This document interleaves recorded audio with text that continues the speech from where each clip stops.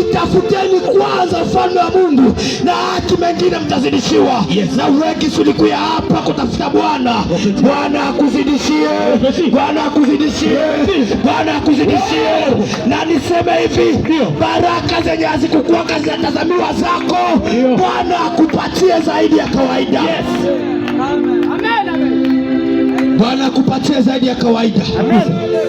Bwana Yesu asifiwe sana. Amen. Fasi ya pili tumesoma, ndugu Zakayo anakuwa na amvia kukaribisha Yesu. Yeye njoo anataka kuona Yesu, maana alikuwa nasikia tu habari, niko nasikia tu Yesu anakuwaka, Yesu anafanyaka hiki na kile. Sasa yeye akasema, namuonaka wapi, namtosheaka wapi? Sijue mie niko mfupi, lakini sijue ndaweza mutoshea wapi. Biblia inaongea aseme sasa Zakayo alitaka kuona Yesu, na Yesu na yeye akakuya mwa ile njia. Acha niseme hivi, njia hiyo kwa tafutia hapo hapa wewe ufike, Yesu amefika. Hapa wewe uingie, Yesu ameingia. Hapa wewe utambuke, Yesu amekutambukia. Biblia inasema aseme Zakayo anafika. Niko nataka uliza, anaangalia Yesu anakuya naye, anasema hivi watu ni wa mingi, na hivi watu ni wa mingi, Sabrina nilijua kama niko mfupi sitaweza kumuona. Kumbe nitapanda juu ya mkuyu, na mimi niko na profetize katika leo mkuyu yako ni kupanda kwa istadi. Hivi unapanda kwa istadi, Bwana aende kuonekana kwa maisha yako. Hivi uliacha ukipasua zako, Bwana aende kukutengenezea kile kenye kiliharibika. Akapanda juu ya mkuyu. Na Yesu na yeye akafika pale. Na Yesu anafika akajua haja ya moyo, sababu Biblia inasema kabla amefungua vinywa vyenu kusema, nilishajua vyenye Mungu akasema. Kabla unataka mahitaji yako, Yesu alishajua vyenye unaitaka. Kama unahitaji mchumba, Yesu alishajua mchumba yako. Kama unahitaji ndoa, Yesu alishajua haja ya ndoa yako. Sasa niko natangaza, mkuu yako ni stade leo. Wewe umefika hapa, Bwana aone mahitaji yako.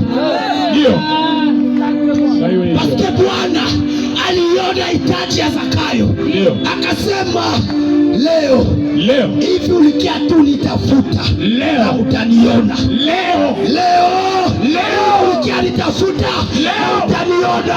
Leo natangaza huyu mwenye aliacha uone.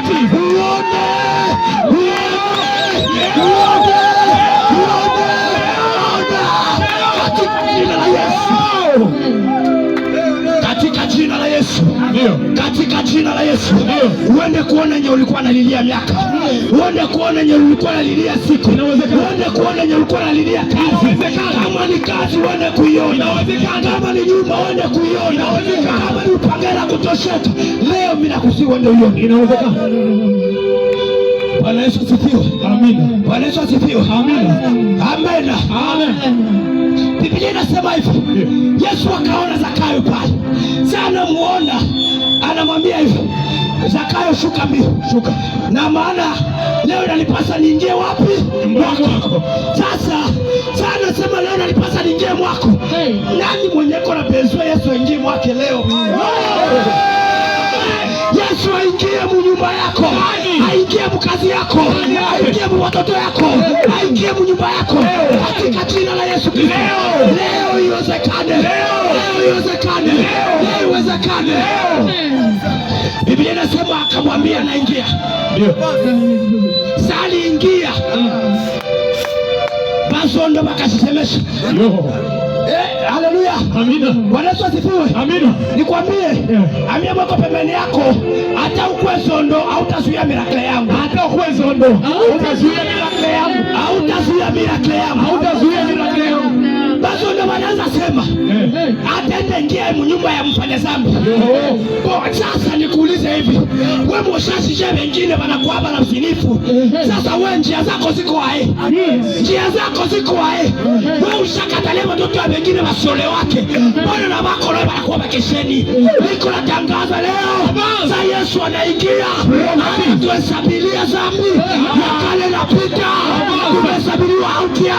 Kama walikuja kutafuta kilichopotea, leo Bwana Bwana Yesu asifiwe. Amina. Bwana Yesu asifiwe. Amina. Biblia inasema Bwana jiulize, anaingia nyumba ya mfanya dhambi. Bwana alijiita mtakatifu, aliingia pale, lakini kuambia hivi, wengine walikala